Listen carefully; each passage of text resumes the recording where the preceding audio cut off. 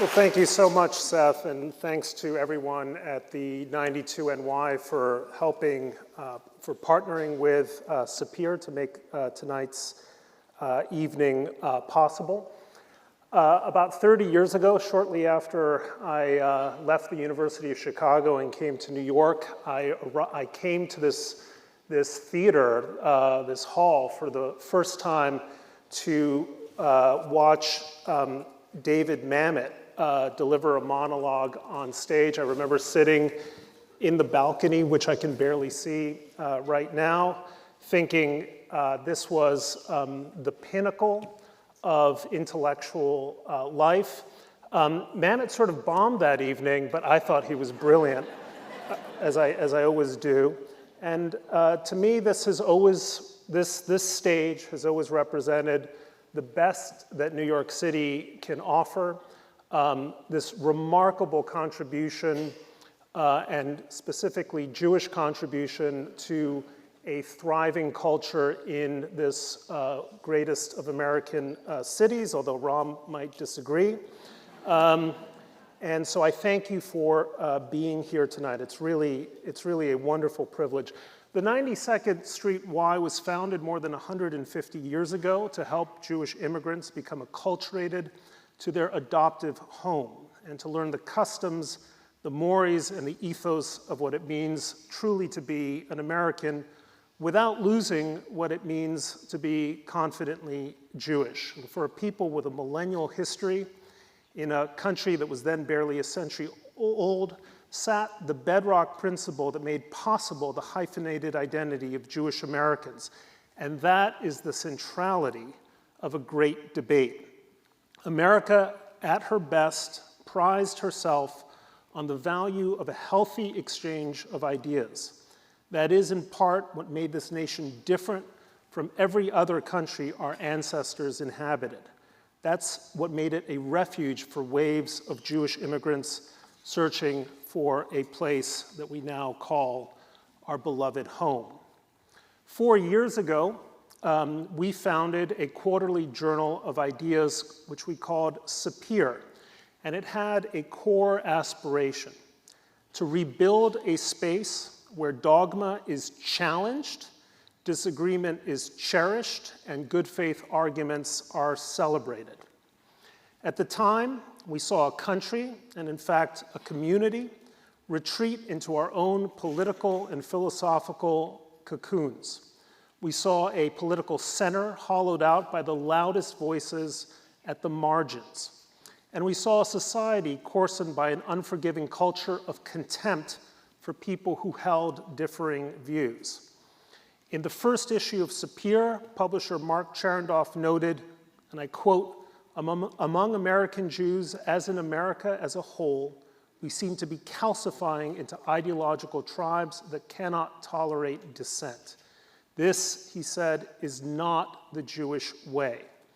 Since then, SAPIR has published 322 essays over 17 issues from writers on the center-right and the center-left on some of the most consequential topics impacting the future of the Jewish community: on diversity, on the future of the university, on faith, on technology, on anti-Semitism, cancellation, Zionism, and many other issues. And today we are launching a new chapter for SAPIR, the SAPIR Debates, which builds on the foundations of the journal and the legacy of this institution. Now, yes, debates are competitions. There is going to be a winner and a loser coming out of tonight's debate. But, and this is important, at their best, debates are also exercises in civic engagement. They require a curious mind, an openness to good arguments, an ability to listen actively, a willingness to hear the other side. It's not easy, but that is why it's important. And I want to invite all of you in this audience, irrespective of your views coming into that debate, to participate in this common endeavor of civic, I stress, civic engagement. That means respect, not only for the side with whom you agree, but also for the side with whom you don't agree. Let's highlight the most consequential ideas facing the Jewish community. Let's hear the best version of an argument possible about those issues. Let's model how to have a spirited exchange of views.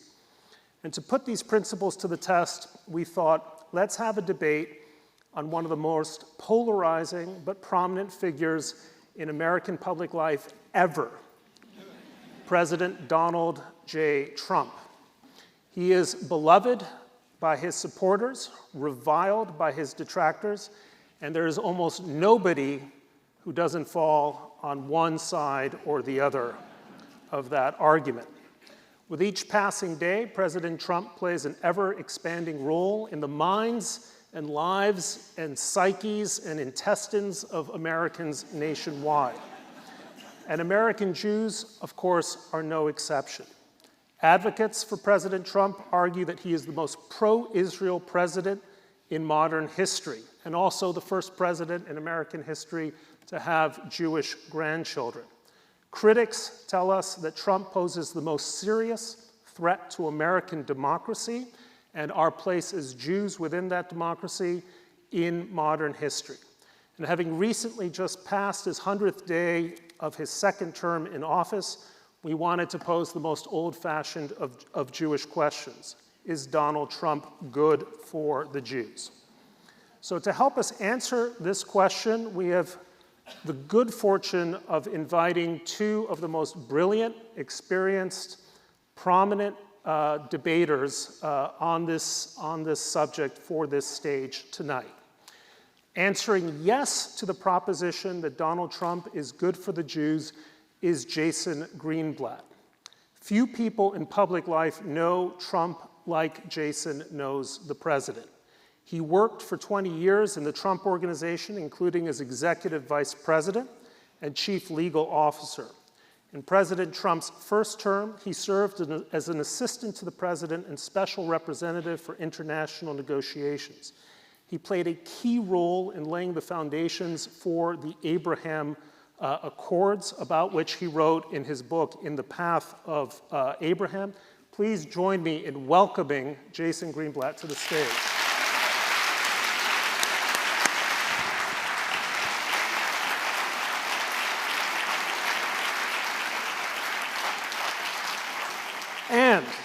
And answering no to the proposition that Donald Trump is good for the Jews is Rahm Emanuel.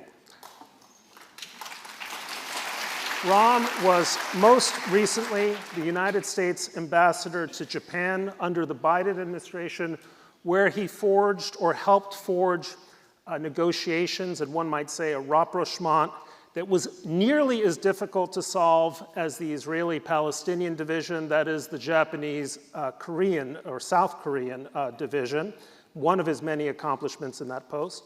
He was formerly the mayor of the great city of Chicago. He's going to get mad at me for not calling it the greatest city of Chicago. And of course, he was chief of staff, the first chief of staff to President Barack Obama, a four-time member of the United States House of Representatives, representing his congressional district in Illinois. Please help me in joining Ambassador Rahm Emanuel.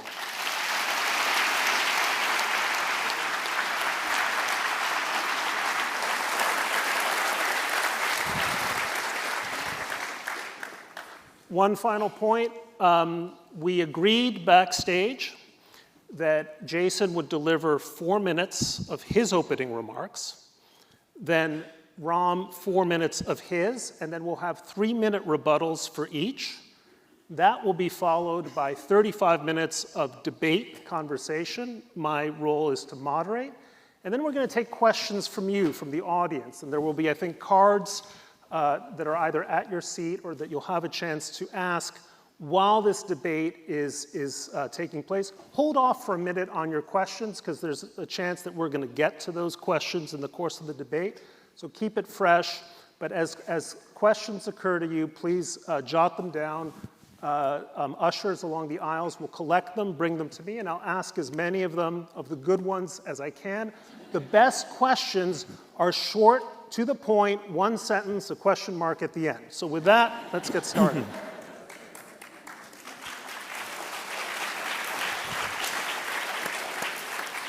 Jason, the floor is yours. Thank you. Thank you, Brett. Thank you to the SAPIR Debate, the 92nd Street Y.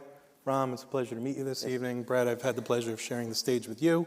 And thank you to the audience. So why am I here? I'm here because I love what you heard in these introductory remarks. I love the idea of trying to sit civilly, respectfully, and discussing respectfully. It's what I try to model for all of my kids, some of whom are in the audience. I'm not an expert in a lot of things, but as mentioned, I did spend most of my working career in the Trump orbit. I worked for President Trump as a proud American, a proud Jew, a proud observant Jew, a proud supporter of Israel who vocally supports Israel these days, even in the Arab world all the time. And I think it's President Trump who gave me that ability. I can go on Al Jazeera, Al Arabiya, I could write for Arab News, I could go on BBC. BBC is worse, by the way, than Al Jazeera. Al Jazeera at least will let me speak. The BBC oftentimes cuts me off, or worse, interviews me before the interview and doesn't let me get interviewed. I'm the son of Hungarian immigrants, legal Hungarian immigrants. My father escaped the Holocaust. My mother escaped communism. Other than Jared and Ivanka Kushner, I'm probably one of a very small group of people on the entire planet who could speak about Trump and Judaism, Trump and watching me observe Judaism, Trump enthusiastically allowing me to observe Judaism as his chief legal officer. For those of you who keep Shabbat, you know that I can't work on Shabbat. There are sometimes holidays during the year that I have to disappear for 3 days in the middle of a massive transaction.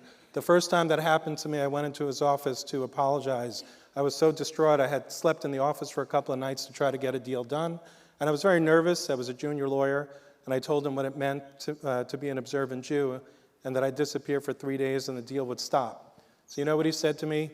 Jason, go home, go pray, go be with your family. We'll pick it up after the holiday. You know, that's not something that a lot of people would say. And it pains me to hear sometimes people paint President Trump the wrong way. And while it's an interesting question, and I know it's the topic of the day, is Trump good for the Jews? I would say, and I think my family would say, a resounding yes, he is good for the Jews. I'm also here because I'm a firm believer in hakarat hatov, in thanking people and expressing gratitude for the things they've done, not only for America, and I know we'll debate the policy that's going on now, many of the policies, but especially for Jews and especially for Israel. I judge if someone is good for the Jews as a minority group, as Americans, as a religious group, as a group whose heart is these days often hourly thinking about Israel. Today there was a missile attack by the Houthis, by the terrorist Houthis, landed in a place called Alon Shvut in Judea and Samaria, what some people call the West Bank, which should never be called because it's just an incorrect term, occupied Palestinian territory. And it landed in a small town, not a settlement, it's not a great word to use. It landed in a small town where I studied when I was 18 years old. The town was called Alon Shvut. And I saw pictures of these kids walking around, you know, looking at this thing that could have destroyed them.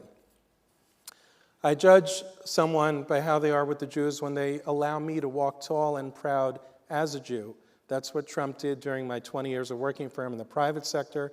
It's what he did when I worked for him at the White House. By the way, I don't work for him anymore. I'm obviously not in the administration, so I'm truly here on my own with no reason to say these things. I think that he allows Jews to be, oh, wow, I really didn't get through all my notes. Yeah. Look at that. Don't worry, there's a lot of time. Yeah. So just lastly, I think he just allows us to be part of this amazing fabric of American life. Yeah, thank you. Well, there were so many rules that set up. I've never been so nervous since my bar mitzvah. But I do want to thank the Y, 96th Street Y. I want to thank everybody for being here, Jason also, and your beautiful family that's here. Look, I'm obviously on the position, no, it's not good for the Jews. He is not good. You know, this has been a great country. You told your family's story. Jews in America have never had a country that has welcomed them. The idea that the grandson of an immigrant who at 13 years old left Moldova to come to America, to a city he couldn't pronounce, that his grandson could be not only a congressman elected to that city, mayor to that city, chief of staff to the president, and represent the country in Japan. My father's family left Odessa around the same time my grandfather on my mother's side left in 1914. They go to Palestine, and he fights in the War of Independence, works for the Irgun, and his son, when he becomes an American citizen, has those positions. Why was America so good, not just to my family, but to all our families? It didn't start in Charlottesville with people walking down the street chanting, "Death to the Jews. They will not replace us. Blood and soil, the ovens is where they go." That moment required moral clarity. And rather than moral clarity of what was wrong, what we got was there are good people on both sides. Well, I'm here to tell you, in case you're not sure, there are not good people on both sides. That argument that Jews will not replace us got a permission slip. Anti-Semitism, there's not a person here who hasn't experienced it, both subtle and direct. It always exists. But there's been a permission slip. Not just that day, people at Mar-a-Lago called Nick Fuentes, who traffic in anti-Semitism, openly, given a platform and a presence with the President of the United States. And why did Jews succeed here? Jews succeeded here because this is a rule of law, a country based on that law. We got 2,000 years of history as a people where if you have the rule of one, it never ends well. And to also use anti-Semitism, and I'm not going to defend the universities, but when you use anti-Semitism to then basically get the goods through customs to attack universities, attack the research, attack their presence, as shown in the letter to Harvard, 3 pages, anti-Semitism is never mentioned. It was using anti-Semitism to deal with a political retribution. And that, to me, this country has allowed all of us and people outside to succeed because it was based on a set of rules of law, not the judgment and the rule of one. It is, and every time we have been pitted against other people, Jews have come on the negative side of that bet and that trade. And undermined when there's the division, when there's a culture of groups pitted against each other. We have histories in the old world, we have histories in the United States, which has never always been perfect. But the Jews have flourished in this country in the 20th century based on a set of things that have allowed us in this room, with some comfort and some ability, to flourish in the private sector, in the public sector, in the arts, in the letters, in the universities, in the academia. That is under threat. And I think the president's not responsible for anti-Semitism, but he is responsible with the moral tone of that office to condemn it when he sees it, and he's always walked away from that. And he's given a permission slip publicly for that anti-Semitism. That's before we get to the foreign policy, and I think it's an interesting week in which we're going to talk about whether he's good for the Jews or, separately, good for Israel, and a week in which you just mentioned the bombing of Houthis. He cut a deal with the Houthis without telling Israel or the armed forces, let alone what he has done in the region. Some good, some bad, that we will get back to, I'm sure, through the next 35 minutes. Okay, we've allowed time for 3 minutes. 3-minute rebuttals for your opening statement. So, Jason, would you like to address what you just heard from Rahm? Yes. First, let's go right to the Charlottesville thing. Thank you for bringing it up. So I'm not even going to answer. You're welcome. Great guy. Here. I'm going to just quote Jake Tapper instead of myself. Jake Tapper said Trump did not call neo-Nazis or white supremacists very fine people. Elsewhere in those remarks, the president did condemn neo-Nazis and white supremacists. So he's not saying that the neo-Nazis and white supremacists are very fine people. He said, I'm not talking about the neo-Nazis and white nationalists because they should be condemned totally. I watched when Trump ran the first time. When first they tried to say he was an anti-Semite. Then they tried to say he enabled anti-Semitism. Then they tried to say he dog-whistled anti-Semitism. None of that is true. And for a long time, people only quoted the very fine people portion of that interview. You're a fine journalist, but there are newspapers and not CNN, media companies who only, I mentioned CNN because I did a documentary with them on anti-Semitism, and I give them credit that they finally aired the whole interview. So let's be careful with the Charlottesville quote. I think it's been debunked. As far as the universities, it's kind of ironic that Harvard is fighting to stop the Jews' rights to protect their civil rights, and Trump is fighting for the Jews' civil rights. There is a lot mixed in, but let's not pretend for a second that universities, our so-called fine universities in the United States, have not become cesspools of Jew hatred and anti-Israel hatred. They bring in these activists who train these students to just spout things they don't even know. I spoke at MIT this week. Thankfully, no protests, but there were two students in the back, both of whom were troublemakers, who said, first of all, they said that I said that all Palestinians have it in their DNA to hate Israel and to destroy Israel. Never said it, never would said it. I said it about Hamas. So they distort what you say. Then they said that Israel is committing a genocide. Why do they think so? Because there are some Jews and others, and Human Rights Watch and the International Criminal Kangaroo Court, who say these things about Israel. And what Trump is trying to do is fight fire with fire. There's a serious problem here. He's not shy about it. He's being very aggressive about it, but I think appropriately so, because for too long the pendulum swung the other way. For too long, people were abusing Jews, they were abusing Israel, they were coming into this country, invited as guests into the country, they were messing all of our campuses up, throwing rocks, defacing property, millions of dollars of damages, not letting people go to classes, not letting people live the lives that they paid fortunes to go to. And that's what he's doing. He says there's a serious problem, and I'm going to fight it with a heavy hammer. We'll go around and around because there was a moment there on the Charlottesville, put that aside, when he did say there are good people on both sides. But he has also given a platform, both at Mar-a-Lago, his time, Kanye West. I can go through the whole list of people who espouse anti-Semitism, and he has given them the blessing and the presence of the President of the United States, both the Oval Office and his own residence, and has given them an ability to be seen and be heard that they should never, ever have. They should have condemnation, not the idea that their arguments and their positions. And it's not just people he's hosted. There are people inside his administration who have trafficked in ideas and arguments of anti-Semitism. And I'm not going to defend university leaderships. I'm not going to go there, because they do deserve to be condemned. They deserve and have a responsibility to clean up the way they've created an atmosphere and an environment that is hostile to the Jewish students and Jewish life on their campuses, things that they would never permit for any other community. So to the leadership of our universities, you have your work cut out for you, and you're not done yet. That said, I think it was very revealing that in the letter, the 3-page letter sent to Harvard, anti-Semitism was never mentioned. And the president in his own cabinet room, when he turned to the Secretary of Education, talked about political retribution to two people he opposed. One of them is your former mayor, Bill de Blasio, who was teaching at Harvard. This says, you want to deal with anti-Semitism? Come on into the trenches. But don't use anti-Semitism as cover for your political objectives and your political agenda. And that is what he's doing. And if it's that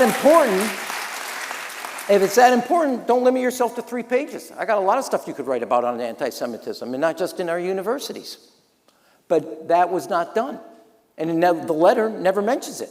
And then they say it's an excuse. And then lastly, and I would say this on the Mideast and in Israel, I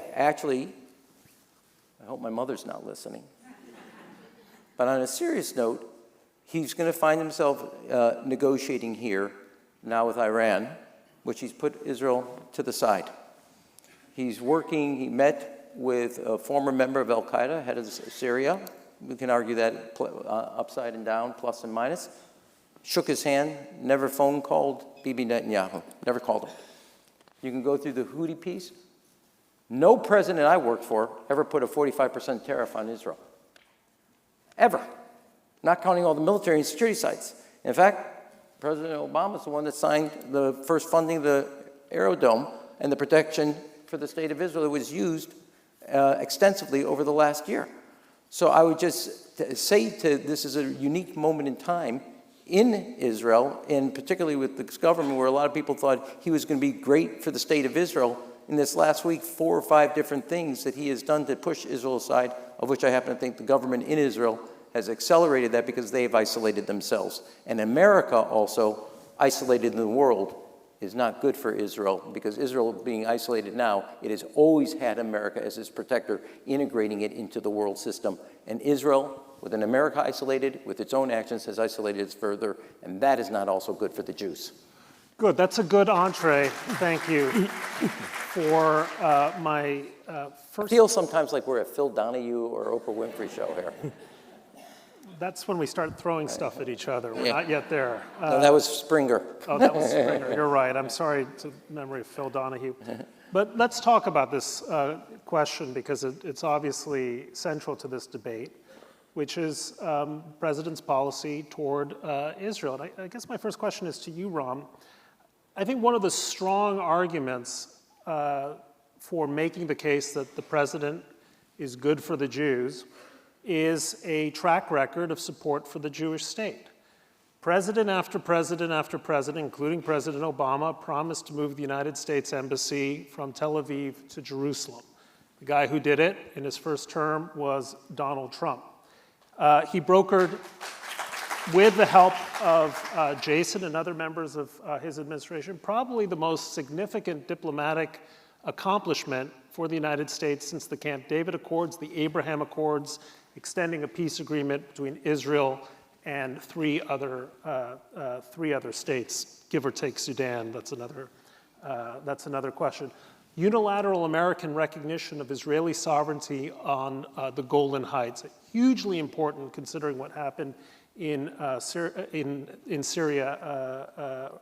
has happened in Syria. And then, of course, taking out an Iranian leader like Qasem Soleimani in a drone strike in January of 2020. So you look at a list of, I think, what most people would view as powerfully pro-Israel positions. How do you make the case then that he's bad for the state of Israel? Well, first, let me, before I get to him, a premise. This is my view. Israel over the last 40 years has tried 3 approaches, or 2.5. One is negotiating with other countries for peace, economic, and political integration in the region. You said Camp David, but it was ironic. You said Camp David and the Abraham Accord. You kind of left Jordan out of that process, which is a little interesting to me. You also left the Oslo Accords. So what I would say to you... I'm not sure the Oslo Accords would now count as a success. Well, we're going to get to that. Yeah. We'll get to that. But what's worked for Israel is a negotiated track. What Israel's tried to do unilaterally, both in Gaza, pulling out, and in Lebanon, in pulling out, has left them Hezbollah and Hamas. And then you could say in the West Bank, they tried divorce. There's only one of those 3 tracks that gave Israel what Ben-Gurion and the Founding Fathers have always sought: acceptance, economic, political integration into the region. President Trump, yes, on the Abraham Accords, was part of that negotiated strategy. So when you look at it, and I think what's happening now, and look at what the president has done, or more importantly, also the government, every president has supported that process of negotiation because it's the only track of the 3 that has given Israel not only its security as a country, its people's security, but also economic and political integration. Now, we'll argue out the Saudi Arabia being part of the accords, etc. That has left Israel's own government, and we can argue out that thing, has made decisions, and sometimes you have to push the Israeli government to be more accommodating. I saw it at the Y plantation with President Clinton. I saw it in efforts when we did certain things with Jordan, with other people. That has to be worked out, and Israel's only track that has given and the people a sense of peace, economic opportunity, and political integration, which has been the founding principle for the state of Israel, has been that negotiated track. It is why Israel right now met up in Qatar with the Syrian leadership. And Iran only functions when you have a failed state. The biggest project we have is not just the Iran nuclear peace, is stepping up and helping stand up the Syrian and Lebanon government, because it gives no space to Iran that uses both Hezbollah and other entities to literally destroy those states. I do think there are other presidents who have also helped Israel on the security and the weapons side. You talk about that. Here you're on the week in which he's basically sending a signal to the rest of the Arab world, you don't have to deal with Israel. I'm not going to deal with them either. And he's done it on the economic front, he's done it on the political front, and now he's done it on the security front. And he did it with the Houthis, cutting a deal with no concern to Israel's own security. So everything you just marked to me, I could say to you, give you an example of things that he has done, both on the weapons side, negotiating independently of Israel. He's doing it on Iran right now without a consideration and integration of Israel in that effort. And so he's not been, I'm not saying he's been bad for Israel, but I would actually argue Israel's government has actually done more penalty to itself than what President Trump has, but that's a separate part of it. I suppose that will be tomorrow night's debate. But in that effort, and to the last thing is, I think, as it relates to getting Israel integrated into the region, his actions in this week show that if he's willing to ignore Israel, and if the President of the United States is willing to ignore Israel, not consulted in the region, that is going to send a signal to not only the Gulf countries, others, of where his cost is or his benefit is as it relates to the state of Israel in his own calculation, and they will mark off of that. Well, I want Jason to take this up, because Rahm is making some really important points about what the second... Why don't we just stop there? Just important points. Right? How is that, Jace? Okay. These are important questions. I know. I've never done that to Bret. So. These are important questions about what President Trump is doing now. Direct talks with Hamas, something unprecedented in American negotiating history, talking directly to a terrorist organization. Flip-flopping on the question of Iran's enrichment. One day they're for it, another day they'll allow it, the next day they're against it. Rahm mentioned the unilateral deal with the Houthis, which, as I'm sure you do, Jason, reading the Israeli press, stunned Israelis that an agreement was made without even consultation with the government in Israel. And let's face it, if President Biden had done any of that, he would be pilloried. He would be pilloried as selling out American interests and core American values for the sake of Israel's enemies. So make the case for us that Trump is, in fact, to this day, pursuing the same kinds of policies that you saw when you were serving the administration. Sure. Thank you, guys. So first of all, let me just say, when it comes to President Biden, I actually went on TV multiple times after October 7th defending President Biden and his stance on Israel. I think he made mistakes, it's true, but I think he did many good things. So I really try to look at this from a very honest perspective, a very realistic perspective. So let's talk about Hamas. I don't think there's a single person in the room, I hope, who would protest the fact that President Trump managed to get Idan Alexander out this week with no strings attached. Sometimes you just have to do what you have to do and talk to the worst people in the world to actually make progress. That's reality. I'm sure you face this in the White House. There are things that sometimes people in the White House have to do in order to fix the most terrible, awful things. Trump was clear in his speech in Riyadh that he hopes to get all the hostages out. I don't think he sold anyone out when it came to getting Idan Alexander out. Similarly with the Houthis, and we could debate whether it was good or bad, but Trump's job is to protect the United States of America. If he can't stop the Houthis from firing upon Israel, and just a week and a half ago, I got woken up at 4 o'clock in the morning and had to crawl into the bomb shelter on a Saturday morning with my 18-year-old son. Never happened to me in the middle of the night, has only happened in the middle of the day.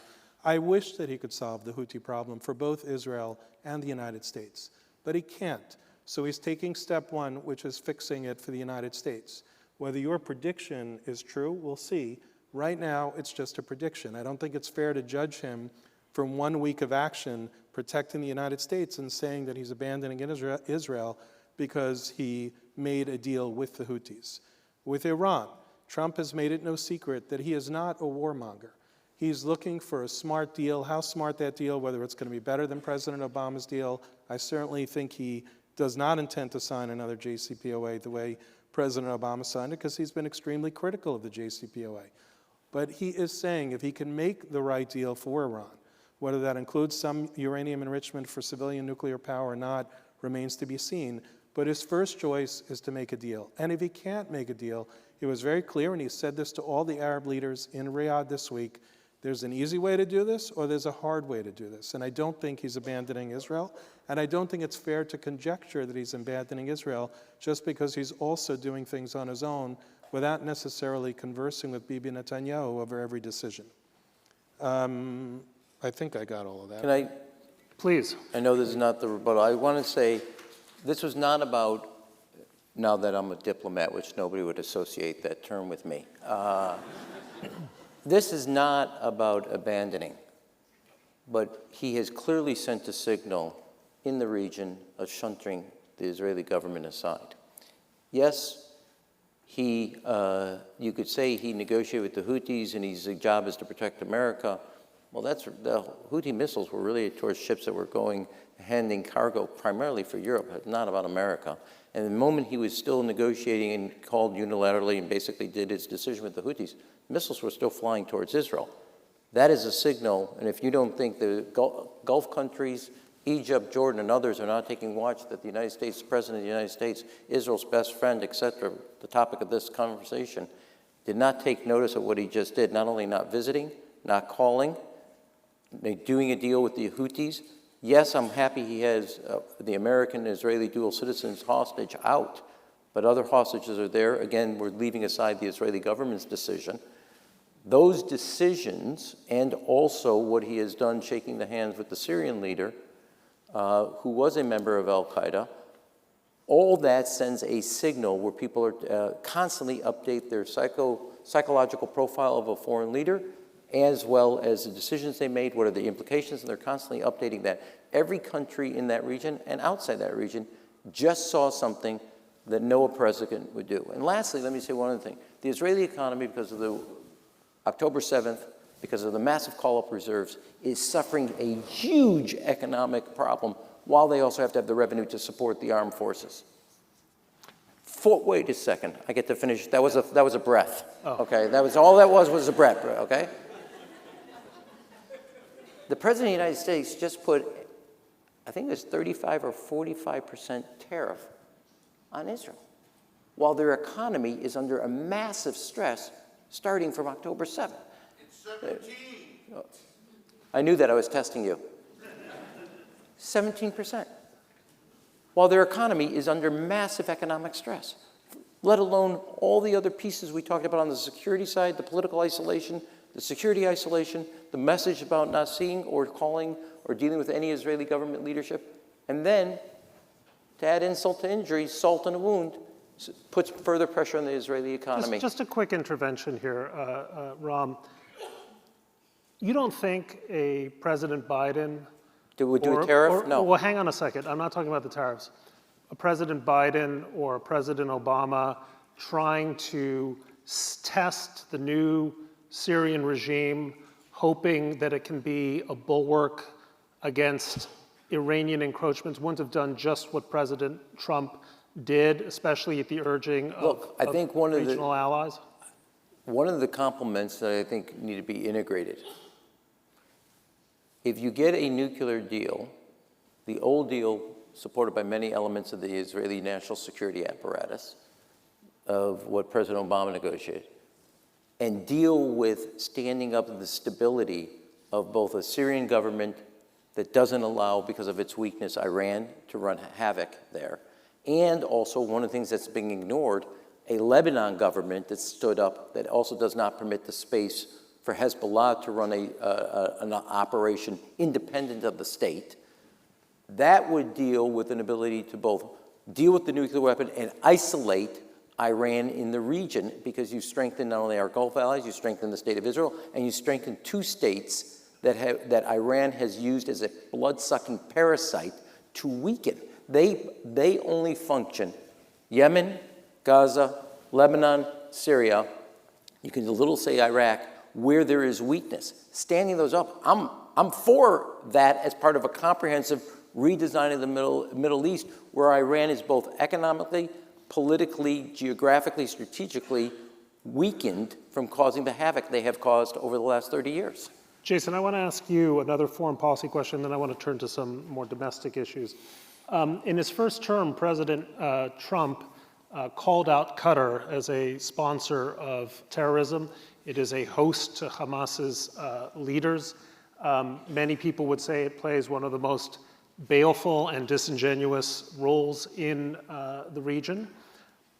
$400 million, brand new Boeing 747. How do you feel about what that says about this president's priorities? Yeah, and I do want to address some of what Rahm said. So, but I want to move this forward, so So I'm not a fan of the airplane deal. I'll just be frank about that. I think, yes, it's free and all that, but I'm not a fan of the airplane deal. There's no such thing as a free gift. You can now change your vote for me. But, I think people mislabel Qatar, and I think what Trump said back then might have been true back then. But what people should understand is, at least from when I stepped into the White House in 2017, I can only speak about what I know, not what I don't know from before me. All the money that Qatar gave to Gaza was done at the request of and with the real cooperation, or not even cooperation, complete handling by the Israeli government. So we could debate all day whether or not it was a smart move, not a smart move. I personally think had Israel not asked Qatar for the money and had Qatar not given the money, we might have had an earlier October 7th than we actually had. I don't think it would have been as, I hate to use the word successful, it's a horrible word for what happened on October 7th, but I don't think Hamas back then was as sophisticated as they ended up being on October 7th. But I think it's a little bit unfair to be a Monday morning quarterback and saying that Bibi Netanyahu or whoever made the decision to ask for and take the money made a mistake. I think that the knives are out for Qatar. I don't think they do everything perfectly. In fact, I think one of the worst things they do is Al Jazeera. But I think a lot of the criticisms are unfair in 2025, 2024, and in the couple of years before that. And let's not forget, it was President Biden who actually elevated Qatar to one of the highest statuses of an allyship. So I don't think it's just President Trump. I do want to address Syria, if that's okay, just because. Well, no, I want to move this forward because we want to get to some other issues. I want to talk about campus anti-Semitism because you made the case, Rahm, that the president is essentially using anti-Semitism as a kind of an alibi, a pretext to pursue his ideological or political opponents' payback. But it is the case, as you acknowledge, that there is a massive anti-Semitism problem on campus. This administration seems more committed than any before to use Title VI and other tools of the federal government to ensure that campuses get the message, campus leaders get the message loud and clear that this is not something the administration is going to let us. Do not give this administration any credit for finally dealing with a campus problem that had simply gotten worse and worse in previous administrations, including the administration of President Biden. No, I don't. Because, look, I'm not going to defend the presidents of higher education. They not only, now some of them are obviously new, but what universities permitted, and we all saw it and we kind of let it happen, and some of us spoke out. We thought because there was a Hillel on a campus, et cetera. I'm not here to defend them. They have their homework and they better do it, and they better do it fast. What I don't support is using anti-Semitism, which is a massive challenge on college campuses where Jewish kids do not feel secure, as an excuse to get your goods through custom, which is your political agenda, to attack your political opponents. That 3-page letter from Harvard to Harvard says it all. If it was about anti-Semitism, anywhere, any paragraph could have been and mentioned anti-Semitism. It didn't. Second, in the cabinet room, when he asked the Secretary of Education to report on progress on Harvard on fighting anti-Semitism, he never mentions anti-Semitism. He mentions his political opponents. So I don't think it's good to see anti-Semitism as, quote-unquote, the fog of war and the air cover to deal with a political agenda to attack academia where he sees it as a place of opposition to his presidency. Yes, I will. But second is, and why I think this will be bad is because these universities will get hurt in the financial squeeze that is being put, not just Harvard. And when they start to get squeezed and they start to cut back, that will not end also good for the Jews. that anti-Semitism is the excuse for it. It is creating a hostile environment that will backflip on the Jewish community. And don't kid yourself. This gets back again. You can either have a rule of law where in self-determination and self-execution that the three people up here as Jews, who this country, all of us are children or grandchildren of immigrants. This country, there has never been a place like this for Jews in the history of the Jewish people, because it was a country based on the ideas of the Enlightenment of freedom, self-expression, and the rule of law. And that is under attack where we're now going to have the rule of one. And we have a history as a people. That story does not end well. Jason, I want to take you up on this, and Rahm made a really, I think, important point here, which is That's two important points. That's all I'm counting. Johns Hopkins, a great research university doing foundational research for medical cures, is getting its funding gutted. And people will say, children are not going to get the medications they need in the future because the president was using anti-Semitism to just go after this university or that. I don't even understand why he chose Johns Hopkins. And address that. How is there not blowback for the Jewish community from what the president is doing? So I think that's a very old way of thinking, meaning, hey, Jew, let yourself be beat up, let yourself be hated, keep your head down, don't say anything in order for us not to get beat up further. And it's remarkable to me that it takes a non-Jew such as President Trump, though he has Jewish grandchildren and Arab grandchildren, by the way, but it takes a non-Jew to say, don't be like that anymore, fight fire with fire. So it's true that he's like Abraham. Right. It is true, but I don't buy into the thing that we can't speak up and fight and allow our friends to fight on our behalf. And the reason I think we're actually seeing results, and I know you point out the Harvard letter, that's one item, and I didn't read the whole thing. What are we seeing? We're seeing NYU this week withholding a diploma from a graduate speaker who accused Israel of committing genocide. That wouldn't have happened before. It happened because of Trump. This kid lied to NYU, and instead of NYU, like they used to do, just say, oh, whatever, or good job, they took away his thing. We saw Columbia call the police in when these madmen, these chaos agents, went into a building, hurt a security guard, did a whole bunch of things. Under the prior administration, there was no more police. They used campus police. They let people run amok. I watched videos of people at Barnard saying, oh, please, we ask you not to wear your masks. Please tell us your names. This time, they called out the police. The colleges are taking it much more seriously because they know Trump is serious. Is it a perfect solution? It's not a perfect solution.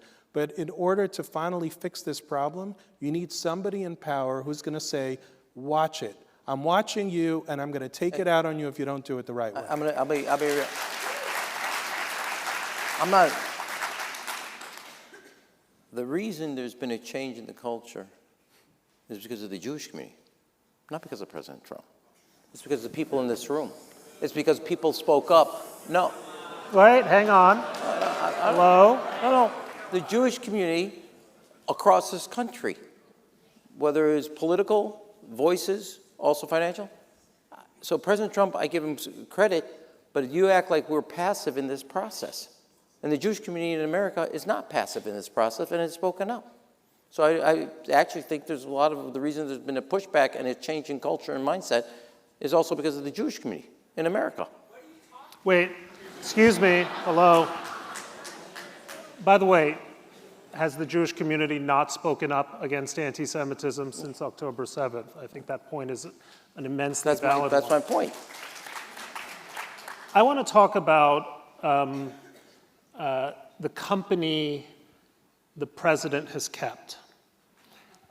J.D. Vance visited Germany, and this is back in February during the Munich Security Conference, and did something that shocked people throughout Europe. He met with leaders of a party, the Alternative for Germany, which has been banned in some places or marked and named in some states in Germany as an extremist party. Marine Le Pen won't meet with the leader of the AfD, which says something.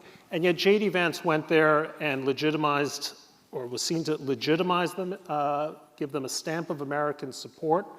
Rahm mentioned the fact that after Kanye West went DEFCON 3 on the Jewish people, as he put it in that infamous social media post, President Trump met with him. How do you account for this kind of playing footsie with parties and people who have espoused some dreadful views when it comes to the Jews? Oh, me? Yes. I mean, I'm more than willing to that's take that first if you like. Right, so I wrote a piece in CNN saying that Kanye Ye Fuentes meal shouldn't have happened. I think it was ill-advised. But wait, But hang there've on a been second. no- Let me challenge you about this. Ill-advised, like, I think it was a mistake for sure, but let me say this. There has been zero impact from that meal, meaning it shouldn't have happened, but there has been no change in Trump's policy whatsoever. I don't like legitimizing people like that, and I don't like that J.D. Vance met with that party, but at the end of the day, and these are different issues, the party may have some power, and having J.D. Vance at least engage with them maybe does something down the road. But none of these criticisms have moved Trump's mind or action remotely. If anything, he has doubled down on his support for Israel since that time. wait, Rahm, now I have a question for you, okay? Because just as... You know I'm answering the other question when you ask. I know, but I'm going to use my moderator's prerogative to have you sit in your chair for a second. It's not easy. This is the to longest decide. I've sat still. I'm like shocked at myself. It's a moment of self-awareness. So Democrats often accuse Trump of playing footsie with anti-Semites or extremist, right-wing extremists. But it's also the case, Rahm, that in the Democratic Party, you have seen political figures, very popular ones, accuse Israel of being a genocidal state. You have seen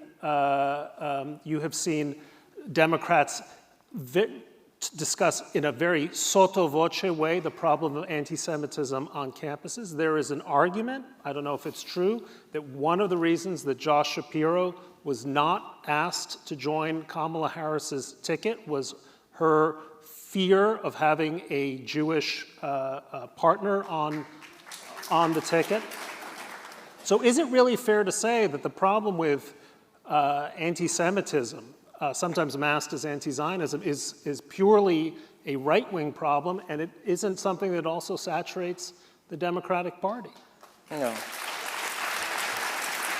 So two things. You say play footsie. That's legitimate. When the President of the United States has a position that's unparalleled in the world, let alone in the United States, he's not just playing footsie, he's legitimizing it. He's giving it a platform it would not have before. So you use a term that, and I think as a columnist, words matter, Brett. That's not the word I would use. And the idea, I'm glad that you wrote an opinion piece that you thought that was ill-advised. I don't think a party that even the right-wing elements of Europe would never associate with in the city of Munich is a place both rich in symbolism and history that the vice president, you don't want to engage. You want to strengthen the political parties in Germany that are isolating a party that espouse anti-Semitism. And I'm sorry, the last person who wants to do this. You guys are both using language as if we're sitting here homogenizing, airbrushing it.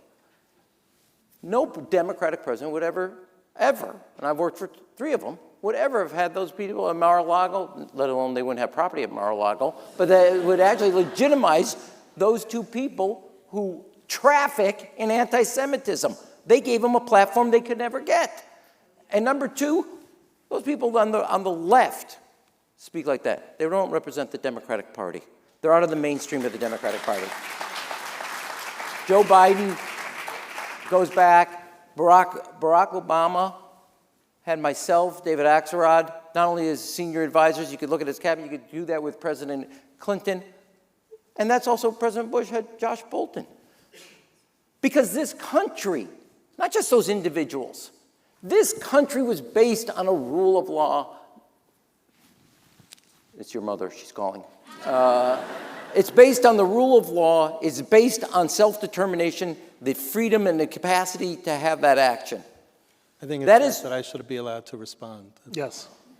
Okay, well, you got the Because basic. we are running out of time. You got the basic point. So look, I base my judgment on Trump being good for the Jews on the thousands of hours I've spent with him, the countless things he's done, not these isolated things that I think were ill-advised, a mistake, whatever you want to call them. But I want to go back to something else you said, because I think it ties directly to this when you speak about Trump not engaging with the Israeli government. What did President Obama do with the JCPOA? They were completely at odds. And if you want to talk about the most dangerous thing for the Jewish state of Israel, and for us here in America, it's allowing Iran to potentially be in a position to destroy the Jewish state of Israel. And Obama did that without consultation, and largely against not only Israel, by the way, but almost all of our Arab allies. So I hear what you're saying, but I don't think you're being consistent in your view. Okay, so, well, let me say, the agreement, and there were, like, having done much legislation, having done much agreement, no agreement's 100% perfect. There are problems with it. On balance, and which is why the security apparatus of the state of Israel was for that agreement, because it postponed the capacity of Iran to get a weapon. We've been blinded since we've pulled out of it. And a lot of not only the international community, our own security apparatus, I say for the last 10 years, we have been blinded and have no insight, which we did have under that agreement. Now, actually, if you want to go backwards on this and deal with this, Israel, and under President Obama, under President Bush, worked in coordination with the United States in technologically setting back that agreement. And President Obama, while he did negotiate the agreement, which the security apparatus of the state of Israel supported, also debilitated the progress of Iran to acquire weapons or advance their own technology on Iran. And that has been well reported.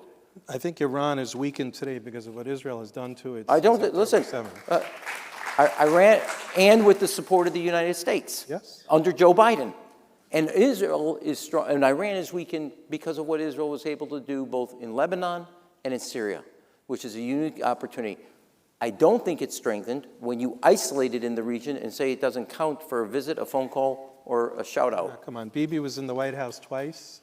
I think President Trump has accorded him a lot. I'm not bothered by the fact that... I think, look, this is not a quantity... But you made it a quantity.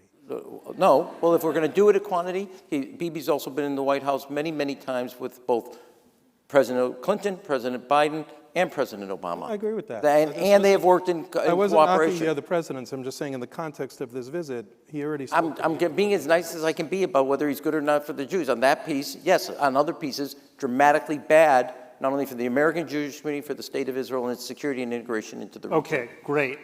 We are now taking audience questions. And we have about 20 minutes to do this. First question concerns populism. I think there's no doubt that President Trump represents what is widely seen as a populist wave in Western politics, not just here, but other European countries and throughout the world. Question for you, Jason. Do you think that populism is good, bad, or neutral, as it were, for the interests of Jews in diasporic communities? Well, it certainly hurt us in the past. I think so far what I'm seeing, at least for those in the populist camp who love President Trump, and your introductory remarks suggested that either people love him or hate him, but I think from anything that I witnessed from a large majority of the Americans who love Trump, it has been helpful. I did a little bit of watching you today, Rahm. I told you before we got on stage. I was a little bit bothered by something you said on The Daily Show, where you said, I'm talking about the American people, not his people, totally different. His people, literally, their grasp of the English language is down to 4 words. Yes, sir, Mr. President. That was his cabinet. That's what I said. Fair enough. That's okay. didn't come through in the show. But I think that the people that I interacted with over my time of government service love America. Many of them love Israel. Almost all of them were respectful of Jews. So populism as it exists in this context doesn't bother me.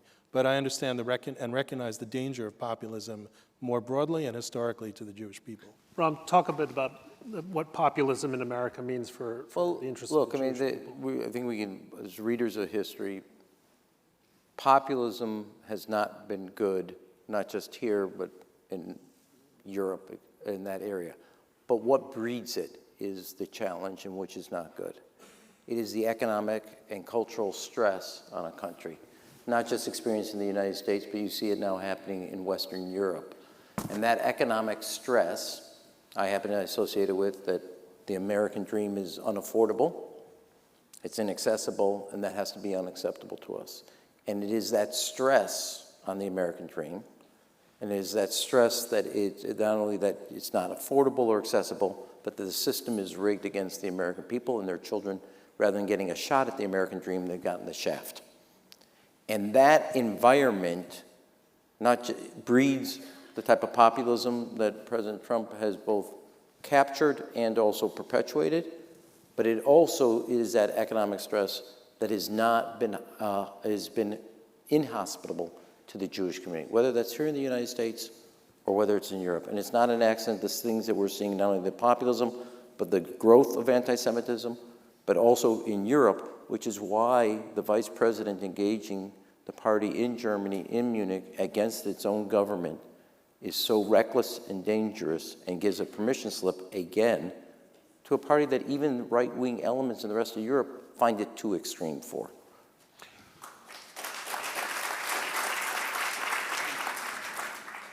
Jason, some people have said that the first Trump administration was also the Ivanka Jared administration. The second Trump administration is the Don Jr. Tucker Carlson administration. My question for you is, do you think that this term is fully consonant with his first term? Do you feel that there is a different ideological coloration this time around than there was when you served in the White House, or do you see no difference? Well, first of all, Don Jr. is a friend. He was a great person to work with, and I think if he's giving advice to President Trump, I'm actually happy to hear it. He's a very smart guy. I can't say the same about Tucker. I don't really watch him. I watched a couple of his interviews. I understand the danger that he could represent.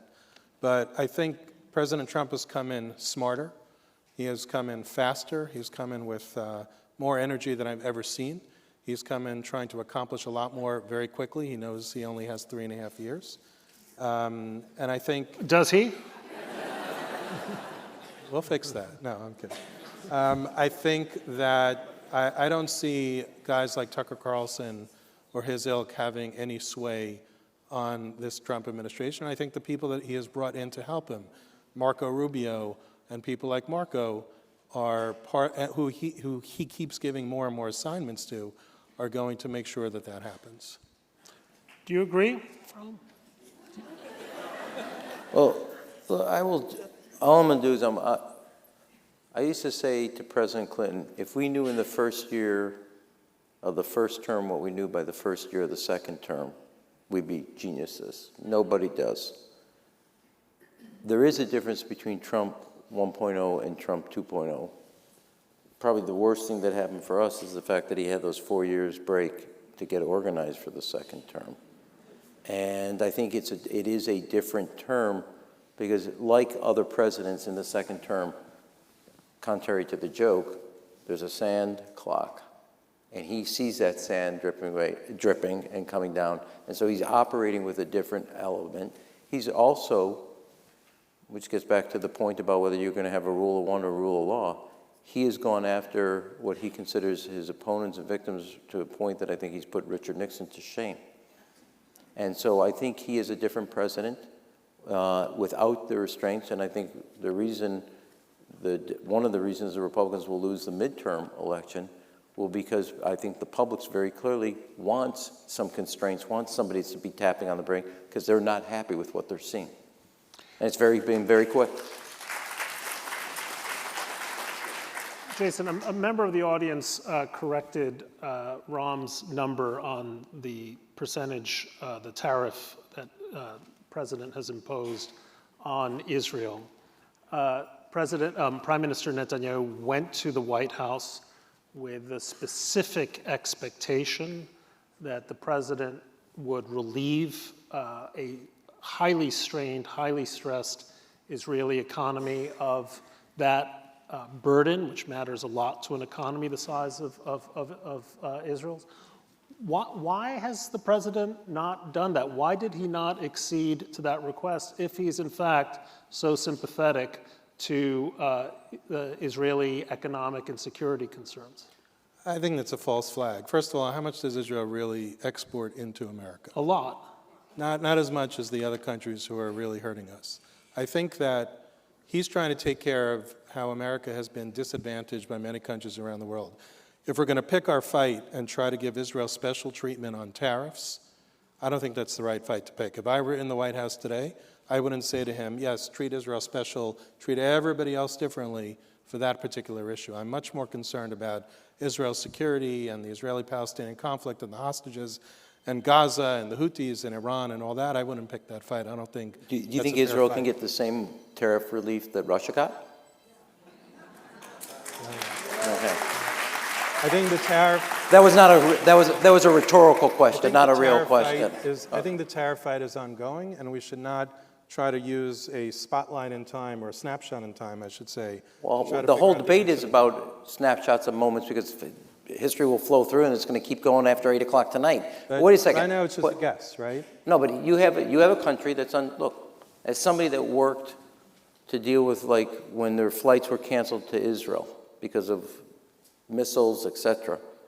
How important Ben Gurion Airport was to the economic vitality of the state of Israel, and working to relieve that. The idea that you're going to sit here and just say, and I believe you, it's the sincerity of your position, Jason, but that 17% is, it's a work in progress. Well, the whole discussion, we don't have an Iran deal. It's a work in progress. He put a tariff on the state of Israel, which is dealing with the worst economic crisis since the 70s inflation, and Russia, who's a clear, I think, aggressor and opponent to the American ideas and values, got zero.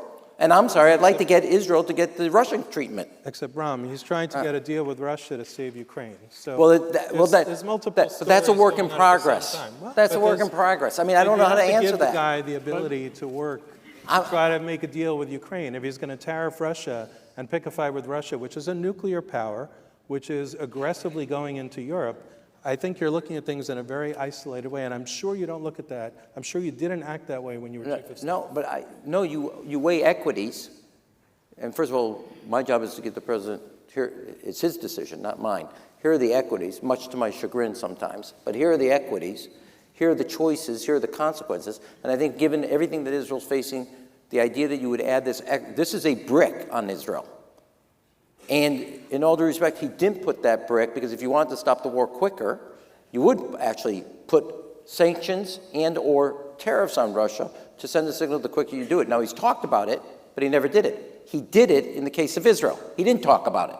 Rahm, let me ask you, President Trump won his re-election with just under 50% of the vote last year. If the electorate had consisted of Israelis, the vote probably would have been 90-10 Trump over Biden. The president enjoys, at least certainly last year, he enjoyed immense support among the Israeli public. If President Trump is bad for the Jews, why do so many Israelis think that he's good for them? Well, you said that, first of all, before the election. I don't think those would be the numbers this week. Well, sure, but they didn't have the experience. You asked me a question, I'm answering the question. Yeah.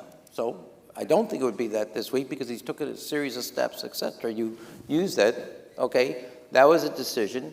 Part of that is in the question you asked earlier in the evening about the decision he did on the American embassy, what he did on Golan Heights, other decisions. That's why they thought he was good. There was also parts of the Israeli public thought that Joe Biden put too much constraint on the state of Israel in his execution of the war in Gaza. And I will also note that not in the litany of things, that there's been some efforts by the administration also to constrain Israel, which Israel's decided not to follow through on the Gaza. So they made that conclusion. I think they would have If my own view, if you looked at the polling today, there'd be a bit of buyer's remorse. Jason, let me ask you about, I think, a view that this administration is unique in that it has broken with a consensus going back to the days of FDR and President Truman, that the United States should have an internationalist posture that understands the distinction between free countries and unfree countries, that it should favor and defend those free countries, that it should punish the enemies of freedom, like Russia, for example. This administration seems to come from a very different school. From the beginning, it was an America First administration, and America First has a distinct, not just an echo, a repetition of what Charles Lindbergh was arguing back in 1940, 1941 on the eve of the Second World War. So respond to the criticism that this is an isolationist or quasi-isolationist administration, and that an America First mentality is ultimately going to mean that we are going to betray allies not just in Kyiv, but also in Jerusalem. So we want to talk about betraying allies. I think the Europeans have betrayed America. When Trump put sanctions on Iran, and I went to Warsaw with a conference that Vice President Pence had led, when Trump added sanctions, you know what the talk was at the European capitals, basically the lunch? How do we undermine Trump's sanctions on Iran so we could do business with Iran? So we all think that Europe is this great place, and I'm not painting all of Europe the same way, but our allies and friends don't treat us the way we think that they do. What Trump's view is, we've tried to nation build around the world, we've tried to expand democracy around the world, we've tried to create, incredible things in Iraq, and he said this in his own words this week in Riyadh. Instead, he's saying, you guys help us keep the peace, help America be prosperous yourselves, bring your societies upward, but we're not going to tell you what to do, we're not going to tell you how to worship, we're not going to tell you that you have to have democratic societies. I think he sees the world as it really is. He doesn't see the world as we'd like it to be, because even if he did, we can't make the world as we'd like it to be. It's a much more realistic approach. Rahm, a lot of, certainly the organized Jewish community was dead set opposed to the JCPOA that President Obama put into place in 2015. You were mayor of Chicago at the time. Do you think we're headed for a less effective JCPOA, given what you're seeing about the negotiations with the Iranians so far? And if so, how does that help Israel or the Jews? No. So,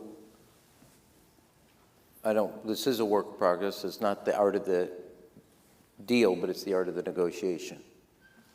And I want to remind everybody there was many, many efforts in coordination when President Obama was president with the State of Israel to set back the Iranian nuclear effort in total cooperation between the United States government and the Israel government.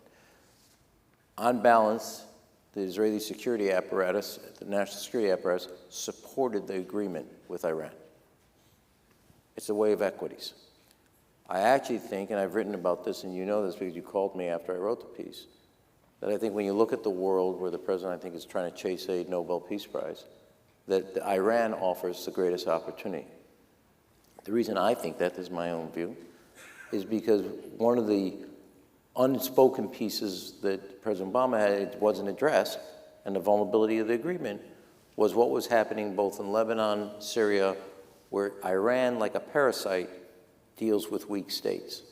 There's a unique ability to not only get an agreement that setbacks or eliminates or constrains Iran's nuclear ability, we will have eyes on it just like the agreement that President Obama negotiated, which is a big vulnerability right now because we pulled out of it.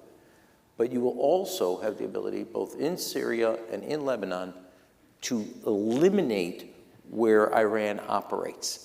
And once what was once created a crescent from Hezbollah through a week in Damascus all the way to Tehran, taking those two pillars out, bringing them into the area of the Gulf countries, et cetera. Israel obviously have some discussions with the Lebanese government in cooperation with the Lebanese government. They just met in Qatar with representatives of the Syrian government.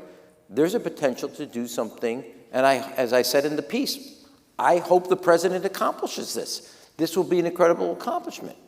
That said, you say there was American Jews, many Jewish groups were there.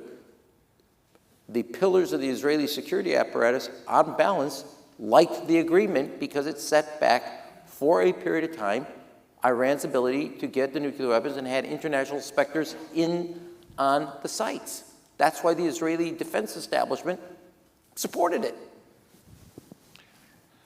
And I hope, and I really mean this, forget the title, forget this discussion, forget the vote. I hope the president achieves a comprehensive agreement with Iran, and we get a Syrian government and a Lebanese government that stands on its own and are not tools of Iranian persuasion and under their thumb. I will be the first to cheer the president if he accomplishes that. I think I will. I don't know. But we'll do it together. We'll jointly. But I'm serious. I wrote about this. I hope he accomplishes this. That will be a tremendous strategic move that will reset, isolate Iran in the region, set it back and say the only way you participate in the region is you got to be a good player, not a bad player, strengthen our allies, build two nation states that have crumbled and broken, that they were like, as I said, parasites. I hope he achieves this, and I will be the first to say he did a great thing, not just for the state of Israel, for world peace, and for the United States of America. I'm hoping it happens. I don't wish the president, having been there, I don't wish the president ill. I don't think he's good for the Jews. I don't think he's very good for the American Jews. I don't think he's good, as the week showed, for the state of Israel. That said, I hope he accomplishes his goal. Okay, final question for you both. Oh, is this a rapid round? Well, no, we're going to have a sort of one more turn while we wait for the votes, but one point that I think is really important. Can a president be good for the Jews if he doesn't believe in liberalism? And what I think is meant here by liberalism isn't Nancy Pelosi liberalism. It's free speech, civil liberties, an open society, respect for academic freedom, all of the core tenets of a free society that respects pluralism, difference, minority rights, and so on. Can that be? Can you have a president? Can you have an illiberal president who's good for the Jews? Well, if your suggestion is that Trump is illiberal, I don't think that's a fair question. Not my suggestion, but go ahead. Okay. Whoever asked in the audience, I don't think he's illiberal. I think what he wants to do is do it on a merit-based system. He's anti-woke. He doesn't want Jews and others treated differently in college campuses or for jobs, for that matter. He doesn't like the way the pendulum swung, where the focus is on things like bathrooms and women in male sports and things like that, but I don't think that makes him illiberal. So I think the premise of the question I take issue with, because it suggests that Trump is illiberal and therefore he's not good for the Jews or for America, for that matter. And I think that's a very, very unfair characterization or read of President Trump. Okay. Hang on, I'm just mindful of. I'll be quick. The answer is no. And the reason is, as everybody here, but the three representatives up here, when our relatives, parents or grandparents, left the shtetl or left the Holocaust or the pogroms, they came to a country that had a promise, not just with the rule of law, but free expression, free ideas, and the ability for people based on merit to excel and exceed. Illiberalism turns your back on everything atmospherically and the structure of the United States that has allowed the American Jewish community to flourish in a way that the Jewish community nowhere in the world and nowhere in our history has ever flourished. And if you turn your back against that pluralism and you crush it, you debilitate it, you in some way undermine it, both by example, by word, and by deed, that is not only not good for the Jews, it's not good for the place that Jews call home. And it's bigger than us. Thank you. So we now just have a couple more turns in this debate. I'm going to ask each of you to offer 2 minutes apiece of final thoughts. And since we began, you got the First word, Jason, I'm going to give Rahm the last word, so you go first for the final thoughts. Okay. So I've heard a lot tonight from Rahm and maybe some of the audience about how Trump has gone after his opponents. And I didn't pay attention to politics before I ended up in the White House. I know it sounds strange, but I wasn't interested in it at all. If we want to talk about people going after their opponents, what they did to President Trump while he was in office the first time, but certainly after he wasn't in office, well, if you want to talk about going after your opponents, they tried to cut him off at the knees every which step of the way. And he's back in the Oval Office because it was wrong, they were wrong, they lost just about everywhere they tried. So I don't think it's a fair argument to say that Trump is going after his opponents without recognizing what he lived through from when he was president and thereafter. Sorry, folks, I'm sorry. If you watched what happened to him, you realize going after opponents is exactly what they did to him. In terms of the Harvard, Hello? guys, we're trying to model respectful dialogue. You may not agree with me, that's okay, but I am entitled to say what I'm saying. If we want to talk about Harvard campuses, what bothers me, and I have kids who are college age, I think all of you do, I have kids' friends who were afraid to go to class. They were actually sent home in some cases.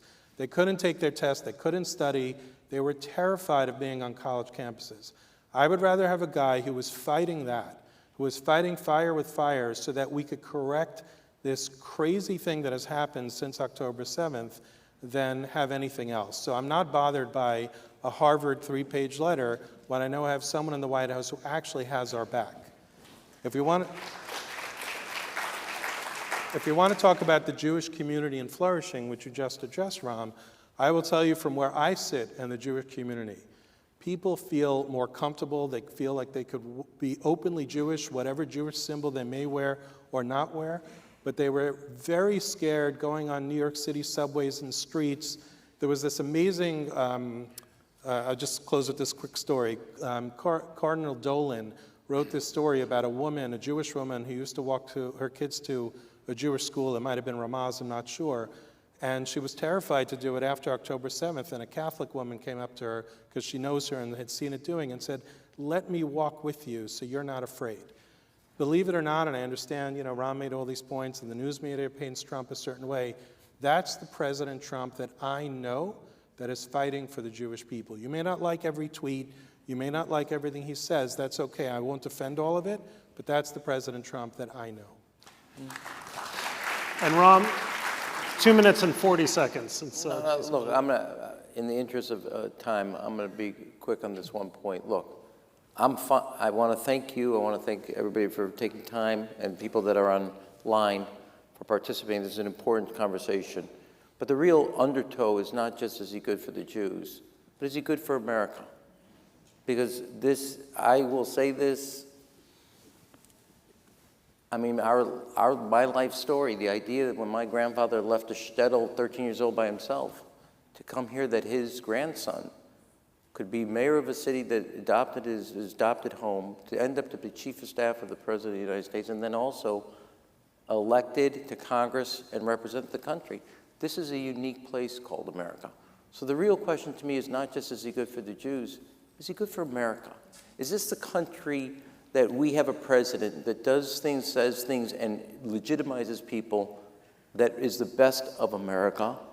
Or does he speak to America that is its darker side and plays divisions and politics of division, using people against each other, interest groups and communities? That's not the home. That is not the place where the Jewish community or others that we respect because of our own work as Jews and our tzedakah for other communities, that is not the place where they flourish. We do well where humanity does well. So I'm more than willing, in the interest, to have a discussion about is he good for the Jews. The question is he good for America, that where the Jews call home? And that, to me, is not where he is.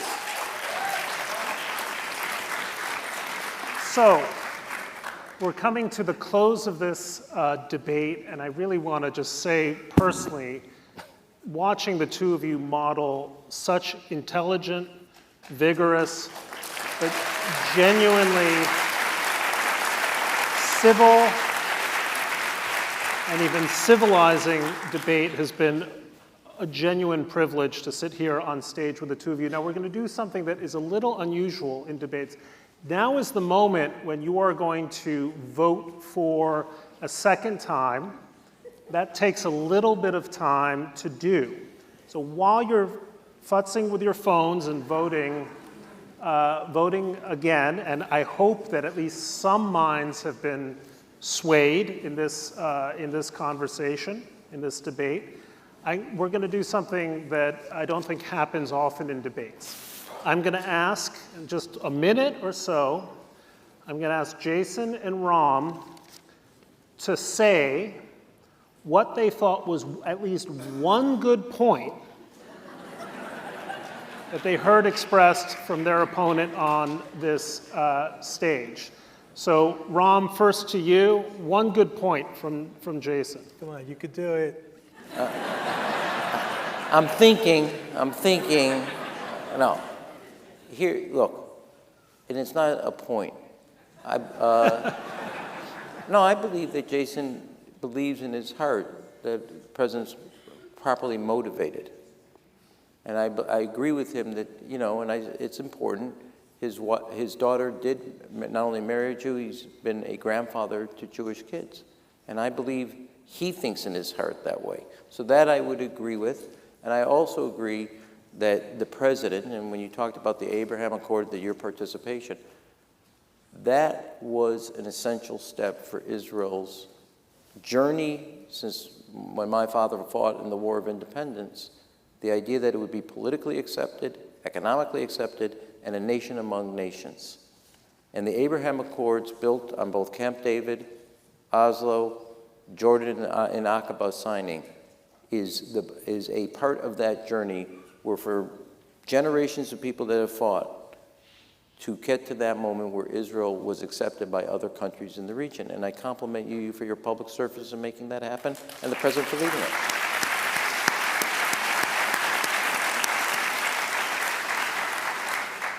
Thank you. You still have another minute.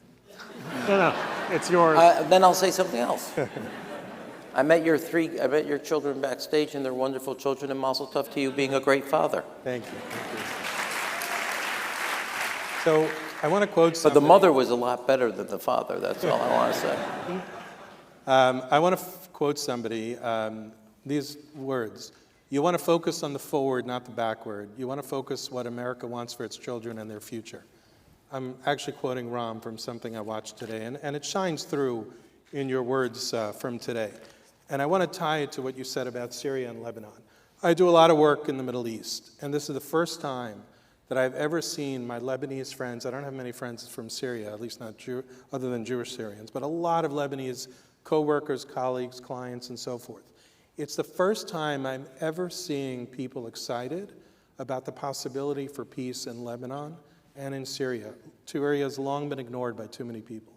So I love the fact that you're focused on it.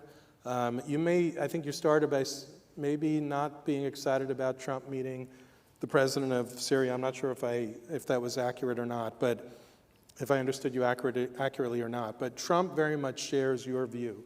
And part of his words in Riyadh were exactly what you said about looking forward. And he said this about Iran, and he said this about the Syrian leader. He said he's a tough guy. But what I love to hear is the similarity in that thinking about looking for the future. We may approach things very differently.